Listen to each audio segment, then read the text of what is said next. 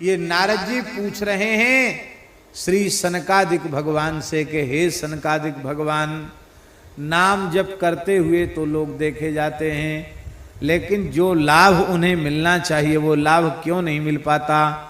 सनत कुमार जी बोले 10 प्रकार के अपराधों से वे बच नहीं पाते, अपराध भी करते हैं, इसलिए वो जैसा लाभ उन्हें अनुभव में आना चाहिए वैसा लाभ उनकी अनुभूति में नहीं आ पाता है। तो कौन कौन है? पहला है सताम निंदा नामन प्रथमम अपराधम वितनुते। बहुत ध्यान से सुन लो जो भी भजन में लगे हुए हैं। नामापराध में सबसे पहला अपराध है सत्पुरुषों की निंदा करना। गौ ब्राह्मण संत गुरु इनकी निंदा करना ये पहला अपराध है। हरि भक्तों का, संतों का, वैष्णवों का तिरस्कार करना, उनकी निंदा करना ये पहला अपराध है।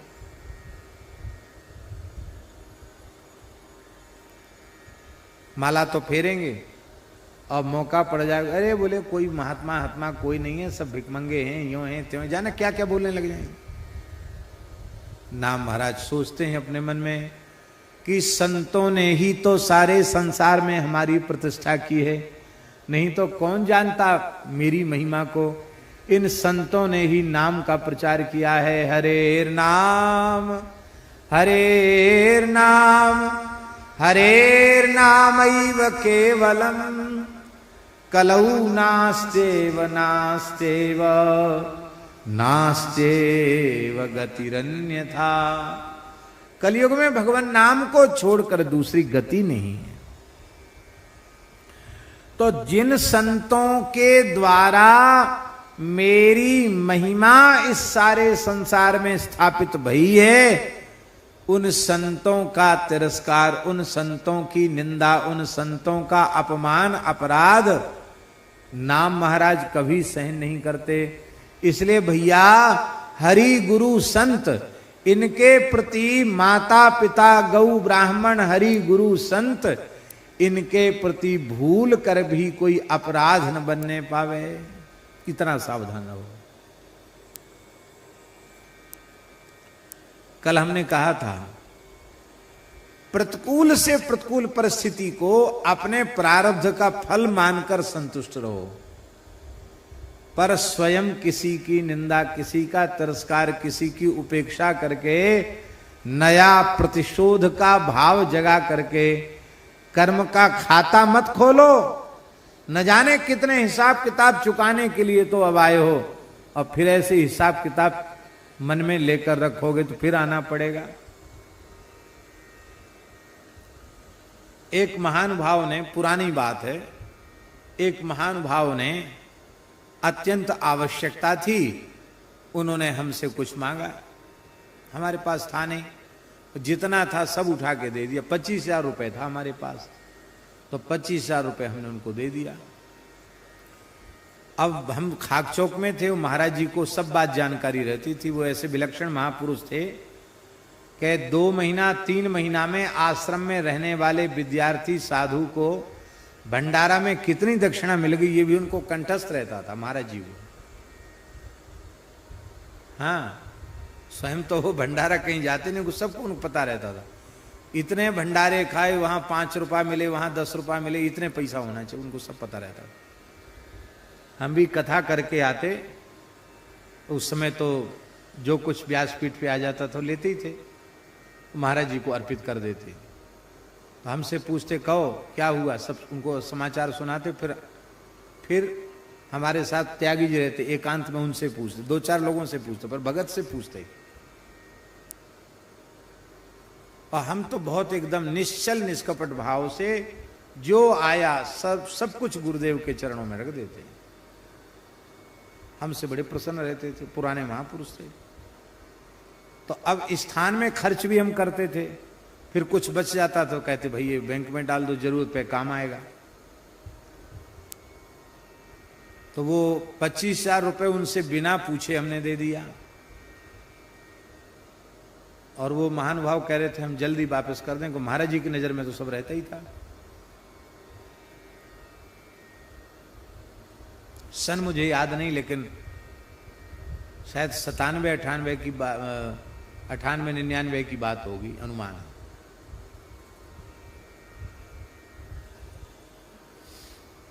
अब उन्होंने ही, महानुभाव ने महाराज जी तक खबर पहुंचा दी। उन्होंने हमको 25,000 रुपए दी। अब महाराज जी हमारे ऊपर बहुत बिगड़े,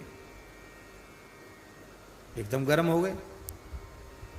है तेरी जय रे तेरी, बताओ ऐसे आदमी को महंत बनाया, पढ़ा लिखा पंडित होके मूर्ख का काम करता है। मूर्ख मूर्ख ऐसे बोलते थे महाराज जी, मूर्ख मूर्ख, कुछ नहीं जानता है, व्यवहार बिल्कुल मूर्ख है, कुछ नहीं जानता है। अरे राम राम, सब लुटा देगा, सब बर्बाद कर देगा स्थान। है तेरी जय रे तेरी, एकदम मूर्ख मूर्ख ऐसे बोलते थे।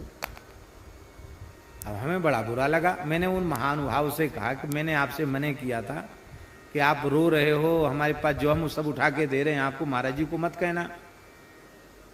आपने ऐसा क्यों किया?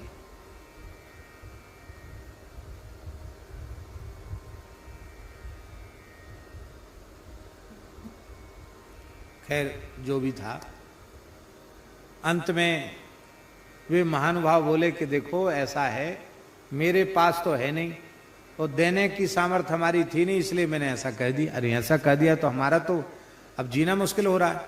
महाराज बहुत नाराज हो रहे हैं। हमने कहा महाराज जी क्षमा कर दीजिए, अब आपसे बिना पूछे नहीं देंगे, वो तो वापस दे नहीं सकते। तो वे महानुभाव एक दिन आए, हमसे बोले कि हम लाल जी, लड्डू गोपाल जी, बोले हम लाल जी को छू करके कहते हैं कि इस जन्म में नहीं तो किसी न किसी जन्म में हम आपका 25,000 दे ही देंगे। इस जन्म में तो नहीं, पर किसी न किसी जन्म में हम 25,000 दे ही देंगे। मैंने कहा गुरुजी ने हमको मूर्ख कह दिया, तो मूर्ख तो मैं हूं, लेकिन एक बात है, इतना बड़ा मूर्ख नहीं हूं कि तुम्हारे 25,000 लेने के लिए हमको दोबारा जन्म लेना पड़े। इसलिए आप ठाकुर जी को छू के ये बात करें, हम ठाकुर जी को साक्षी करके कह रहे हैं कि हमारा आपका हिसाब किताब खत्म हो गया, बराबर हो गया।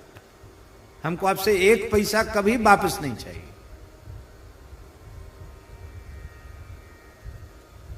आप कहेंगे कि ये घटना आपने सुनाई, इसका प्रयोजन क्या है?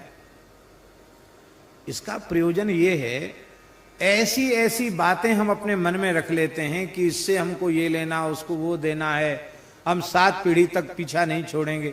तो चुकाओ हिसाब किताब। कितने जन्म बीत गए, बार बार पैदा होते मरते।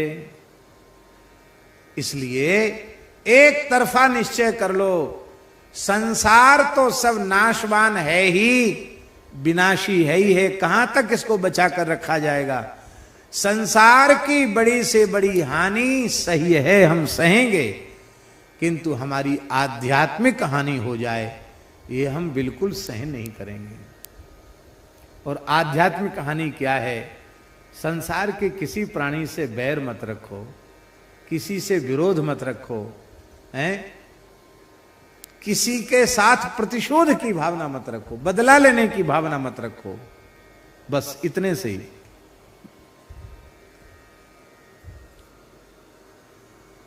तो हम अपराध करते हैं, इसलिए बारंबार संसार चक्र में पड़ते हैं। तो सताम निंदा नाम न प्रथम अपराधम वितनुते यत ख्यातिम याताम कथम सहते तद विगरहाम। जिन संतों की कृपा से नाम ख्यात हुआ है, उन संतों की निंदा नाम महाराज कभी सहन नहीं कर सकते। इसलिए किसी भी संत की निंदा मत करो। निंदा के योग्य कोई काम कर दिया हो तो भी निंदा मत करो। तुमने ठेका ले रखा है क्या? सबके सुधारने का ठेका तो तुमने नहीं ले रखा है अपने आप को। नारायण तू बैठ के अपनो भवन बुहार, अपनी झाड़ू लगाओ ना, अपनी सफाई करो, दूसरे से आपको क्या लेना देना है। वैष्णव अपराध से बचो, हरि गुरु संत गौ ब्राह्मण माता पिता किसी के भी अपराध से बचो। इनका तिरस्कार, इनकी अवहेलना, ये पहला नामापराध है। दूसरा नामापराध है शिवस्य श्री विष्णोर यह गुण नामादि सकलम धिया भिन्नम पश्येत सखलु हरिनामाहित करह। अब नाम, इसका अर्थ करने वालों ने तो खींचतान के अपने मन का अर्थ किया है, लेकिन अर्थ क्या होता है? अर्थबोध जो होता है वो कैसे होता है? जिस शब्द का प्रथम उच्चारण करते ही झटती जिस अर्थ की अनुभूति हो, वही उस शब्द का मुख्यार्थ माना जाता है, खींचतान के नहीं। ये मुख्यार्थ क्या है? कहते भगवान शिव और भगवान श्री हरि, इनके नाम रूप गुण में भेद मानना, ये भी नामापराध है। अर्थ करने वाले लोग कहते हैं कि हरिहर के नाम रूप को एक मान लेना ये अपराध है। ऐसा नहीं है, ये अर्थ नहीं है। आप श्लोक सुने, शिवस्य श्री विष्णोर यह गुण नामादि सकलम। शिवजी और विष्णु के जो संसार में गुण नाम आदि जो कुछ प्रसिद्ध हैं, धिया भिन्नम पश्येत, बुद्धि से उन्हें भिन्न भिन्न समझना, ये हरि नामाहित करह, ये हरिनाम के लिए अहित करें, ये अपराध है। क्योंकि हमारे देश की उपासना हरिहरात्मक क्या है? अब हमारा मन नहीं मान रहा है। संत नामदेव जी महाराज की यहां सेवा में रहने वाली एक भक्ता थी, आपने नाम सुना होगा उनका। महाराष्ट्र के संत नामदेव जी के यहां सेवा करने वाली, उनका नाम था श्री जनाबाई, संत जनाबाई। नामदेव जी महान भगवान के भक्त थे। 5 वर्ष की आयु में भगवान पंढरीनाथ जी ने उनके हाथ से दूध पिया था। नामदेव जी को 56 बार भगवत साक्षात्कार हुआ। बड़े विलक्षण, बड़े प्यारे भगवान के भक्त, महाराष्ट्र की धरती पर प्रकट संत श्री नामदेव जी महाराज। नामदेव जी गृहस्थ भक्त थे। उनके घर में एक बिना पढ़ी लिखी भोली भाली एक बाई आती थी, उनका नाम था जनाबाई। वो कोई तनख्वाह लेकर नहीं, श्रद्धा पूर्वक सत्संग में आती थी। तो मन में आता था कि हम और तो कुछ कर नहीं सकते, गरीब आदमी हैं, तो इनके घर में साधु महात्मा आते हैं, कथा कीर्तन सत्संग होता है, हम कुछ सेवा कर दें। तो वो घर के बर्तन मांज देना, घर में सफाई कर देना, कपड़े धो लाना, ये कर देती थी वो जनाबाई। कंडा, गौ सेवा कर देना, कंडा थाप देना, ये सब काम करती थी। एक बार कपड़े ज्यादा थे जनाबाई के पास धोने के, और सत्संग का समय हो गया, तो वो व्याकुल हो गई कि ये सेवा छोड़ना ये भी ठीक नहीं, अधूरी सेवा छोड़ना, और सत्संग छूट जाए ये भी ठीक नहीं। तो हे पंढरीनाथ कृपा करो, हमारी न सेवा छूटे न सत्संग। उसी समय ठाकुर जी एक माता जी का वेश बना कर आ गए पंढरीनाथ जी, और बोले बाई तुम कुछ हड़बड़ाई सी दिखाई पड़ रही हो, क्या बात है? बोले बात कुछ नहीं है, हमारे जो नामदेव जी महाराज के यहाँ कथा होती है, कीर्तन होता है, हमारा खूब मन रहता है कि कुछ भी हो हम कथा कीर्तन से वंचित न रहें। अब इतनी सेवा है कपड़ों की, ये कैसे ये पूरे हों, इनको भी छोड़ के जाना ठीक नहीं, बिना धोए नदी से कपड़े ले जाना ये भी ठीक नहीं। ठाकुर जी बोले अभी तो बहुत समय है, मैं थोड़ा सहयोग करा देती हूँ। और ठाकुर जी फचकने लगे, फुलकने लगे कपड़ा, और ये तो लीलाधारी हैं, इनके छूते सब कपड़े साफ बढ़िया हो गए।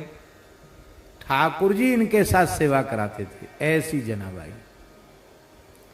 एक बार श्री कबीरदास जी के ध्यान में जनाबाई आई। कबीरदास जी ने विचार किया इतनी बड़ी सिद्ध भक्ता, तो उसका दर्शन करना चाहिए। योग बल से कबीरदास जी अपने भाव में देह से वहां पहुंच गए। तो उन्होंने क्या देखा कि जनाबाई एक पड़ोसन से झगड़ा कर रही है, खूब जोर का झगड़ा। माताओं का झगड़ा भी होता है तो बहुत जोर का होता है। खूब जोर का झगड़ा हो रहा था। कबीरदास जी सोचने लगे कि वही जनाबाई है जिसके ध्यान में हमको दर्शन हुए, और ये कंडा जैसी बिना मतलब की चीज पर जितना झगड़ा कर रही है। कबीरदास जी ने कहा आपको ही, आपका ही नाम जनाबाई? बोले हाँ बाबा, हमको ही जनाबाई कहते हैं। अब कंडे जैसी चीज के लिए क्यों ना लड़ूं? लड़ूंगी, जरूर लड़ूंगी। अरे ये तो विमुख है, इसके घर में न ठाकुर सेवा हो, न संत सेवा हो, न कथा कीर्तन सत्संग हो। इसने हमारे कंडे चुरा लिए। नामदेव जी के घर में तो साधु महात्मा थे, ठाकुर जी को भोग लगता, एक एक कंडा भगवान की सेवा में लगता है, संतों की सेवा में लगता है। तो भला जो वस्तु हरिगुरु संतों की सेवा में लगने वाली है वो संसारी खा जाए, ये कैसे हो सकता? मैं बिल्कुल सहन नहीं करूंगी। कबीरदास जी ने कहा भाई झगड़ा का तो कोई अंत है नहीं। ये कहती मैंने नहीं चुराए, तुम कहती चुराए, तो कंडा कंडा तो एक जैसे। तुम्हारे कंडे की पहचान? हाँ मेरे कंडे की पहचान है। मेरे हाथ से बनाए हुए कंडे से भगवान नाम प्रकट होता है। महाराज कबीर जी ने कान लगाया तो प्रत्येक कंडे से आवाज निकल रही थी, जय विठ्ठल हरि पांडुलंग, राम कृष्ण हरि, जय जय राम कृष्ण हरि। कबीर जी ने प्रणाम किया, धन्य है देवी, जिस कंडे को तुम छू देती हो उसमें से नाम प्रकट होता। ऐसी सिद्ध भक्ता थी जनाबाई। वो जनाबाई भी भावाविष्ट होती थी तो उनको वाणी प्रकट होती थी। तो जनाबाई के अभंग भी महाराष्ट्र में वारकरी परंपरा में गाए जाते हैं। एक अभंग जनाबाई का है, बड़ा प्यारा अभंग है। जनाबाई कह रही हैं कि भगवान शिव और भगवान श्री राम तत्वतः एक ही हैं। क्या इनमें एकता है?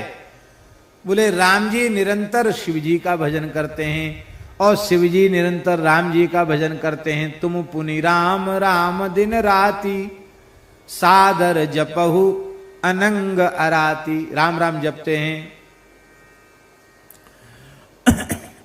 राम जी निरंतर शिव जी का पूजन करते हैं, शिव जी निरंतर राम जी का पूजन करते हैं। कहते ये देवता देखने में दो हैं पर दो होकर भी एक हैं।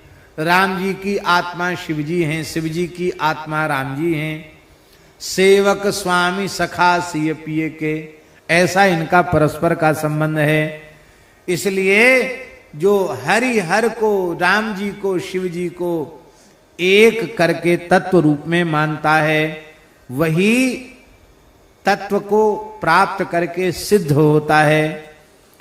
और जनाबाई कह रही हैं कि ये आत्मा एक ही है दोनों की, और वस्तुतः ये दोनों ही घट घट में व्याप्त हैं। ये है सिद्धांत।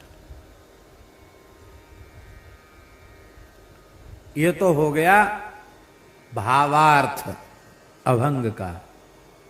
अब अभंग सुना रहे हैं। जनाबाई कहती हैं भजन करी महादेवा, महादेवा भजन करी महादेवा।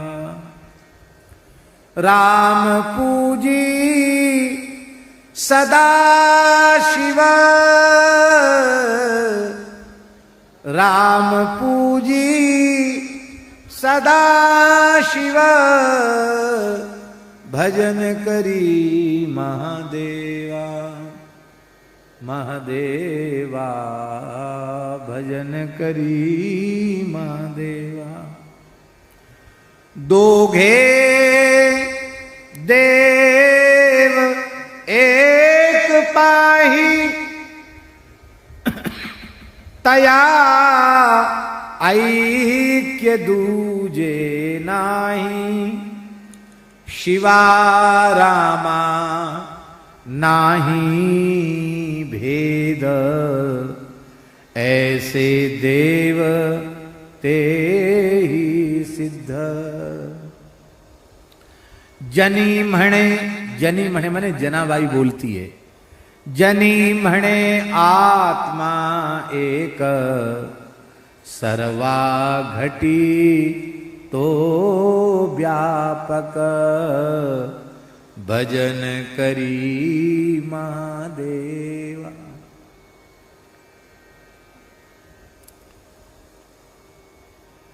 राम नाम, कृष्ण नाम, हरि नाम से सारे पाप नष्ट होते हैं। शिव नाम के संबंध में सुखदेव जी महाराज भागवत जी के 4 स्कंद में कह रहे हैं, यद्वक्षरम नाम गिरेरितम नृणाम, यद्वक्षरम नाम गिरेरितम नृणाम, सकृत प्रसंगादघमासु हन्ति तत्, पवित्र कीर्तिम तमलंघ्य शासनम, भवानहो द्वेष्टि शिवम शिवेतरः। प्रसंगवश 2 अक्षर का नाम शिव शिव शिव किसी की जिह्वा से उच्चरित हो जाए तो सारे पाप तत्काल भस्म हो जाते हैं। सती जी कह रही हैं, अरे पिता दक्ष, तुम कितने भाग्यहीन हो कि भगवान शिव के नाम से, भगवान शिव के स्वरूप से द्वेष करते हो। इसलिए भैया शिव जी का तिरस्कार, शिव जी की निंदा, शिव जी की उपेक्षा, ये दूसरा नामापराध है। क्योंकि 12 महाभागवतों में एक महाभागवत है भगवान शिव, इसलिए शिव जी का तिरस्कार महाभागवत का तिरस्कार है।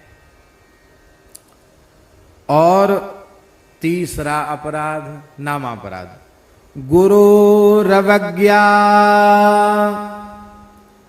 श्रुति शास्त्र नंदनम, तथार्थवादो हरिनाम कल्पनम। तीसरा अपराध है गुरु अवज्ञा।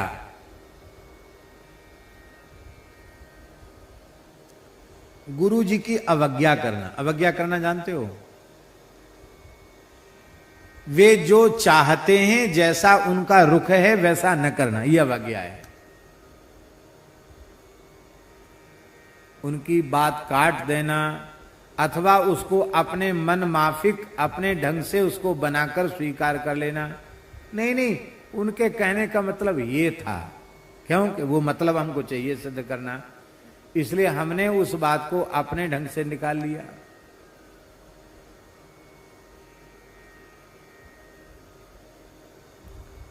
गुरुजनों की अवज्ञा, ये तीसरा नामापराध। हमें राम नाम, कृष्ण नाम, हरि नाम मिला, किसकी कृपा से मिला? उनकी कृपा से ही तो मिला। राम नाम के पट तरे देवे को कछु नाही, क्या ले गुरु संतोषिए हौस रही मन माई। भूल कर भी, स्वप्न में भी गुरुजनों की अवज्ञा नहीं करना, ये नामापराध है। चौथा नामापराध, कितने हो गए? 3 हो गए ना। पहला नामापराध संतों की निंदा करना, गौ ब्राह्मण संत माता पिता किसी की भी निंदा करना, उपेक्षा करना, नामापराध। सत्पुरुषों की निंदा। दूसरा हरिहर में भेद करना, शिव जी के नाम रूप की उपेक्षा करना, ये दूसरा नामापराध है। तीसरा नामापराध है गुरु अवज्ञा करना। चौथा नामापराध है श्रुति शास्त्र निंदनम। राम राम तो खूब करते हैं, पर वेद को गाली देते हैं, पुराण को गाली देते हैं, स्मृतियों को गाली देते हैं। बुरा नहीं मानना। ऐसे भी पंथ मत पंथ भारतवर्ष की धरती पर हैं, वो खूब नाम महिमा गाएंगे, पर वेद की, पुराण की, शास्त्रों की, रामकृष्ण की खूब निंदा करेंगे। तो भैया जीवन भर राम राम करते रह जाओ, कुछ हाथ लगने वाला नहीं है। क्योंकि वेदादि शास्त्रों में ही तो नाम की महिमा गाई गई है। तो जिनके द्वारा नाम महिमा प्रतिष्ठित हुई है, उनकी निंदा नाम कभी सहन करते नहीं है। इसलिए गीता, भागवत, रामायण, भक्तमाल, ये जो हमारे धर्म ग्रंथ हैं, इनमें से किसी भी धर्म ग्रंथ की किसी भी अवस्था में निंदा नहीं करना। एक सरदार जी, सिख भाई, सरदार अलग नहीं है, सरदार जो है ना विशुद्ध हिंदू ही है। तिलक, चोटी, जनेऊ, इन सब की रक्षा के लिए ही शिष्यों की जो जमात हुई उन्हीं को सिख कहा गया। इन सिख परंपरा के महान 10 गुरुओं का जो उपकार है उसे सनातन धर्मी कभी भुला नहीं सकते, भुलाना चाहिए भी नहीं। आज जो कुछ सनातन धर्म दिख रहा है इसके मूल में इन गुरुओं का बलिदान, इन गुरुओं का उपकार है। उन सभी पूज्य 10 गुरुओं को हम सादर प्रणाम करते हैं। गुरु ग्रंथ साहब एक इतना पवित्र ग्रंथ है कि बड़े दुर्भाग्य की बात है कि केवल कुछ लोग उसको पढ़ते सुनते हैं। सच्ची बात है कि गुरु ग्रंथ साहब को अत्यंत श्रद्धा और आदर के साथ प्रत्येक भारतीय हिंदू वैदिक सनातन धर्माश्रयी को श्रद्धा से पाठ भी करना चाहिए, सुनना भी चाहिए। इतना पवित्र ग्रंथ है गुरु ग्रंथ साहब। क्या है गुरु ग्रंथ साहब? महान भगवत प्राप्त जीवन मुक्त सिद्ध संतों की, गुरुओं की वाणी ही गुरु ग्रंथ साहब। हमारे मन में बड़ी इच्छा थी कि मैं पढ़ूं, तो एक सरदार जी बड़ा प्रेम करते थे, उनसे हमने कहा कि हमको इच्छा है गुरु ग्रंथ साहब एक बार पढ़ने की इच्छा है, क्योंकि श्री कबीरदास जी, नामदेव जी, रैदास जी, तमाम संतों के पद उसमें हैं, हमको पढ़ने की इच्छा है। गुरुमुखी तो हम जानते नहीं हैं, हिंदी संस्करण उसका मिल जाए तो अच्छा है। उन्होंने कहा महाराज जी मेरी आपके प्रति अगाध श्रद्धा है, लेकिन एक बात हम कहें आप उसका बुरा नहीं मानना। नहीं, हम क्यों बुरा मानेंगे?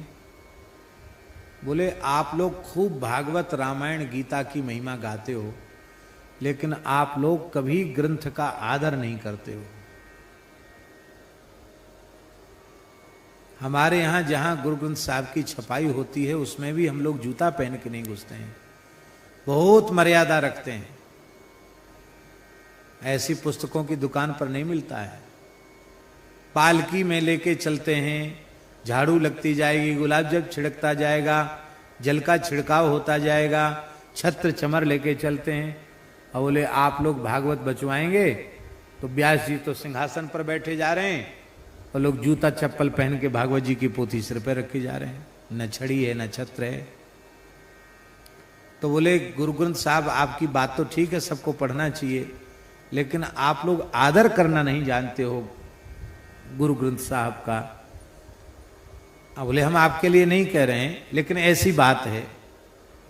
लेकिन आपने कहा तो हम हिंदी संस्करण आपको उपलब्ध कराएंगे। हमें बात बहुत अच्छी लगी और हम प्रार्थना भी कर रहे हैं आप भागवत आदि में शोभा यात्रा निकालो तो भागवत जी की ही निकालो शोभा यात्रा, सब पैदल चलें, अथवा आपको व्यास जी को भी लेके जाना है तो भागवत जी को और उच्च सिंहासन पर पहले उनकी रहे, भागवत जी के पीछे सब रहे, रामचरितमानस के पीछे सब रहे।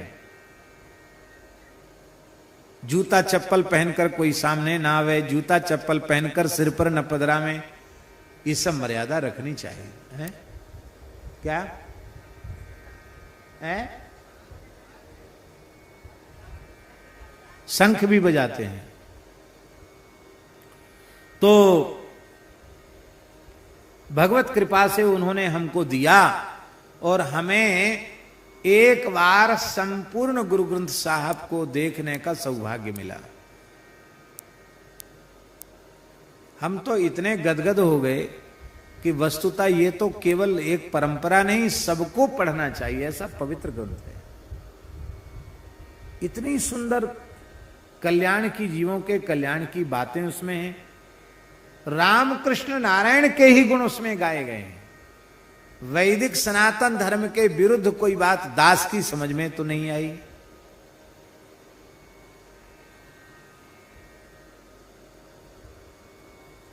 शास्त्रों की निंदा करना,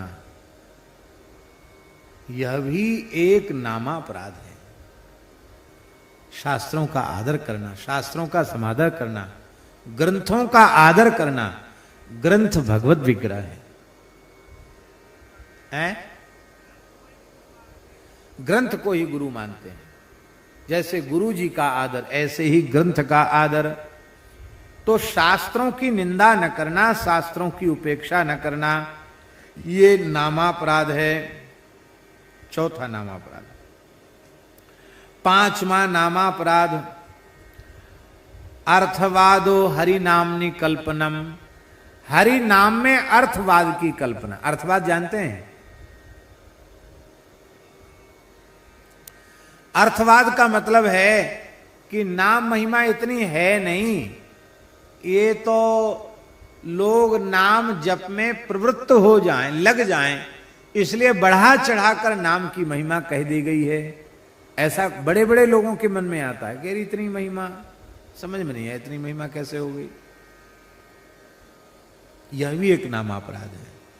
नाम जापक को यह अनुभव करना चाहिए कि भगवान नाम की जितनी महिमा वेद, इतिहास, पुराण, स्मृति, धर्म ग्रंथ में, आगम शास्त्रों में कही गई है, वो जितनी कही गई वो तो बहुत कम है। उससे भी अनंत अनंत अनंत गुणित भगवान नाम की महिमा है। कहूं कहां लगी नाम बड़ाई, राम न सकहीं नाम गुण गाई। चहु जुग चहु श्रुति नाम प्रभाऊ, कलि विशेष नहीं आन उपाऊ। कलयुग में विशेष है, क्यों दूसरा कोई उपाय नहीं है। इसलिए भैया भगवान नाम की अनंत महिमा में विश्वास करना और अविश्वास करना, उसको केवल अर्थवाद मानना, ये नामापराध है। पांचवा नामापराध है।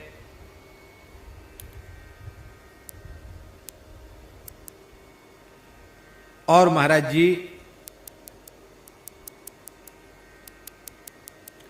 एक और नामापराध है। कौन सा? धर्म व्रत त्यागहुतादि सर्व शुभ क्रिया साम्यमपि प्रमाद, अश्रद्धधानेप्य मुखेप्य शृण्वति यश्चोपदेशम स नामापराध।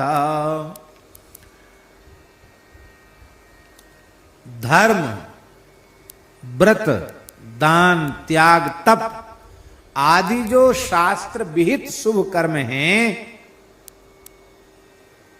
उनकी तुलना श्री राम नाम से करना, ये भी नामापराध है। ये सब ठीक है, पर नाम तो सर्वोपरि है।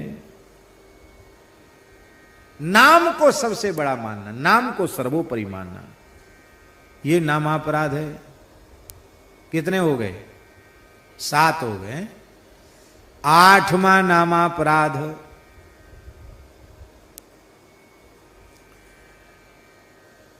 श्रद्धा शून्य व्यक्ति को, विश्वास शून्य व्यक्ति को जबरदस्ती नाम महिमा सुनाना। वो सुनना नहीं चाहता, फिर भी जबरदस्ती बिठा के सुने नाम की ये महिमा, नाम की महिमा। वो हंसेगा, उपेक्षा करेगा, नामापराध हो जाएगा।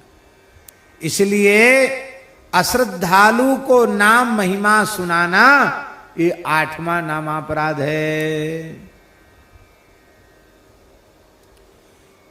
जो उत्तम अधिकारी हो, भगवान में परत्व स्वीकार करता हो, उसी को रहस्य की बात सुनानी चाहिए।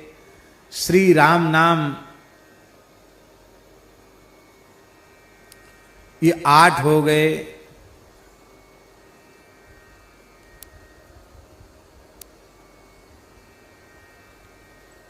अब 9वां क्या है? राम नाम का जप करना और साथ ही साथ प्रमाद भी करना, असावधान भी रहना, संतों का संग न करना, समस्त विश्व को श्री राममय न जानकर किसी भी प्राणी की हिंसा करना, हिंसा का त्याग करना, ये नवम नामापराध है, 9वां अपराध है। मतलब प्रमाद आलस्य से रहित होकर अहिंसा वृत्ति को धारण करते हुए राम नाम का जप करना, मन वाणी क्रिया से किसी की हिंसा न करना, ये 9वां नामापराध है। 10वां नामापराध क्या है? श्रुत्वापि नाम माहात्म्यम यह प्रीति रहितो धमः अहम ममादि परमो नाम निसोप्यपराध कृत। अब सुन लो, सावधान हो जाओ। इतनी नाम महिमा सुनने के बाद भी नाम जप का निश्चय नहीं करना, प्रेम पूर्वक नाम न जपना, ये भी 10वां नामापराध है। इतनी सुंदर विनय पत्रिका की कथा सुन रहे हो तो अब राम राम जरूर करना, हाथ जोड़कर यही प्रार्थना है। अब एक बात और बता देते हैं।